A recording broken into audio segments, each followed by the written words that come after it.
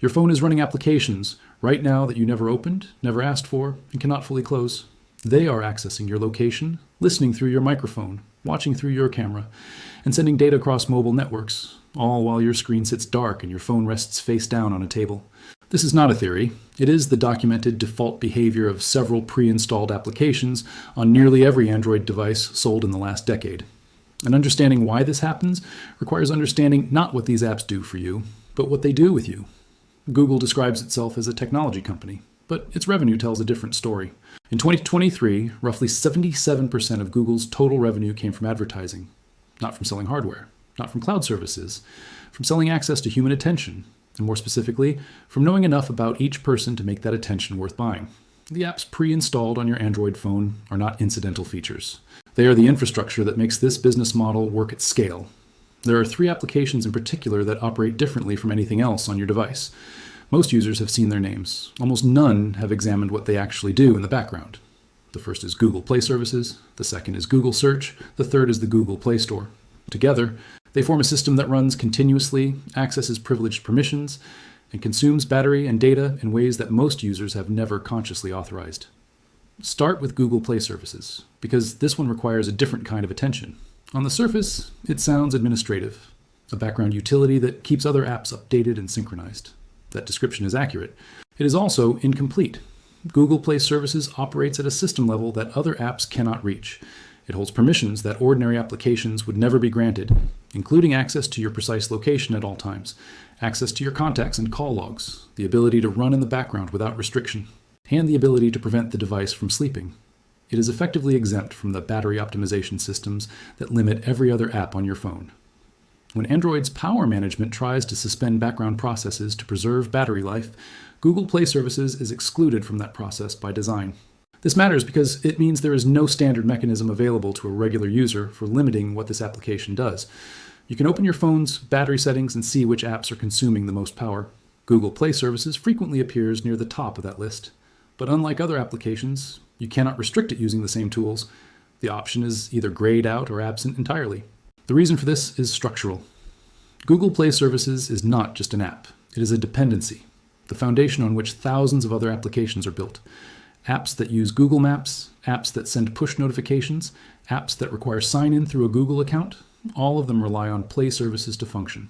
Google positioned this service as critical infrastructure, which gave it a technical justification for running without limits. But that same architecture means the data collection it enables runs without limits as well. Here's where things become more specific.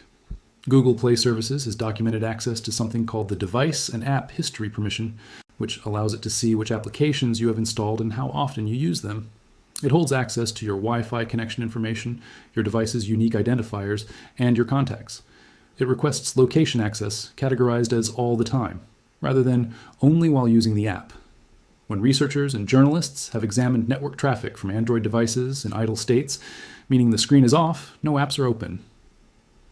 They have consistently found data being transmitted to Google servers. A 2018 study from researchers at Vanderbilt University found that an idle Android phone with Chrome running transmitted location information to Google roughly 340 times over a 24-hour period. The phone was not being actively used. The user was not interacting with any Google product. The second application operates in a more visible space, but is no less consequential.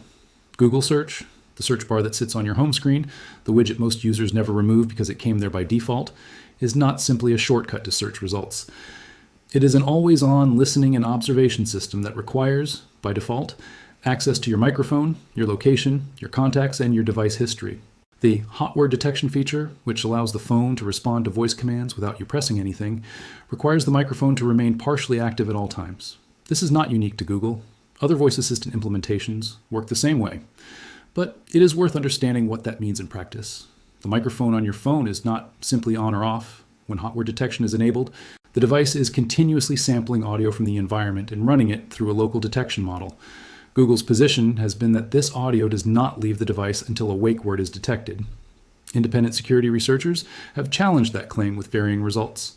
What is documented is that the system is always listening at some level, and what is equally documented is that accidental activations occur regularly, moments where the device incorrectly identifies ambient sound as a wake word and begins recording.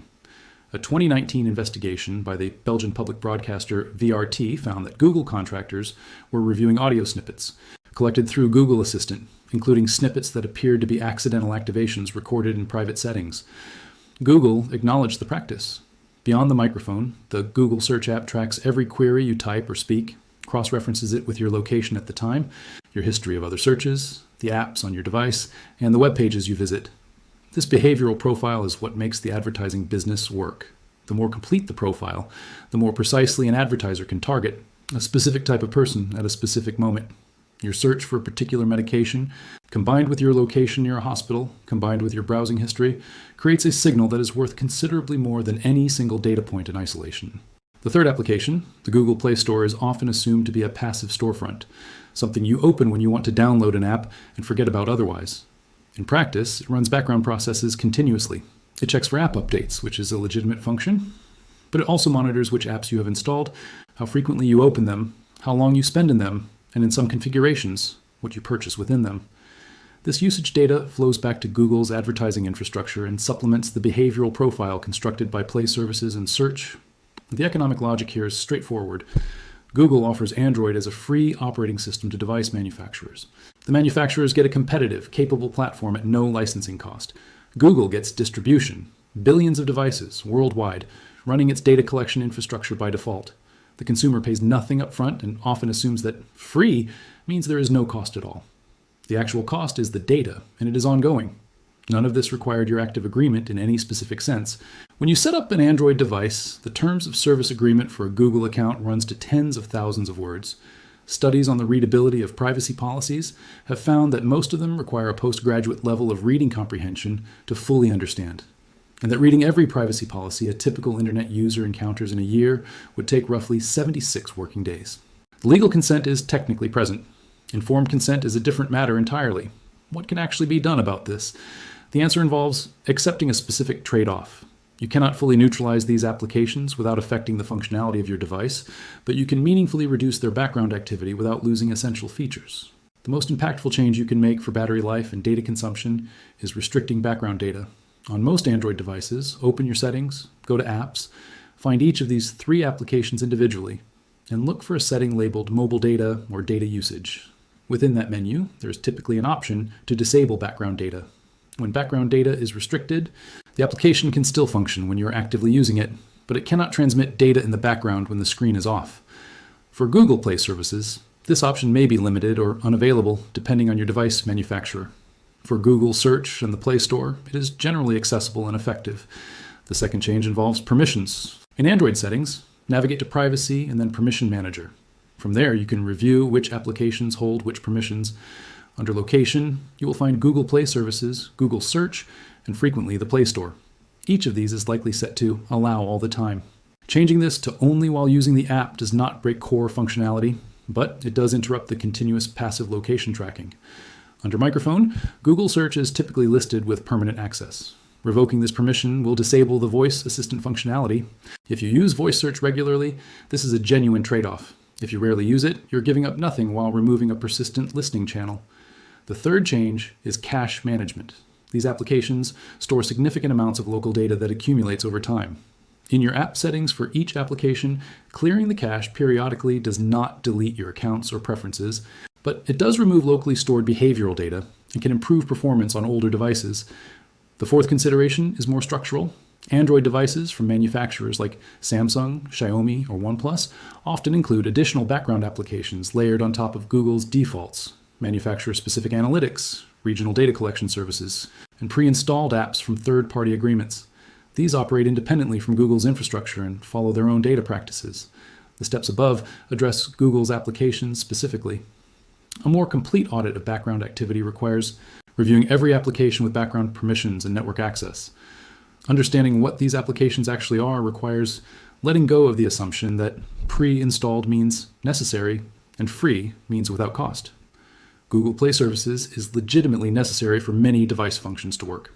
The location tracking it performs, the microphone access it enables, and the behavioral data it collects are not necessary for those functions. They are additions, additional permissions, additional data flows, additional value extracted from the infrastructure of daily life. The phone in your pocket is a genuinely remarkable piece of technology. It also represents, in its default configuration, one of the most comprehensive personal data collection systems ever deployed at a consumer scale. The architecture was not designed with your battery life or your privacy as the primary constraint. It was designed around a business model that works best when data flows continuously and comprehensively. The technical decisions, making Play services exempt from battery optimization, setting location permissions to always on by default, enabling hot word detection out of the box, each individually has a plausible user benefit justification. Together, they form a system optimized for data collection. What changes when you understand this is not necessarily what you do with your phone. It is what you understand about the relationship between you and the software running on it. These are not neutral tools. They are products operating in a market where your behavior is the inventory. The settings exist to give you some degree of control over that. Using them is not a technical act. It is a decision about what you are willing to participate in and what you are not.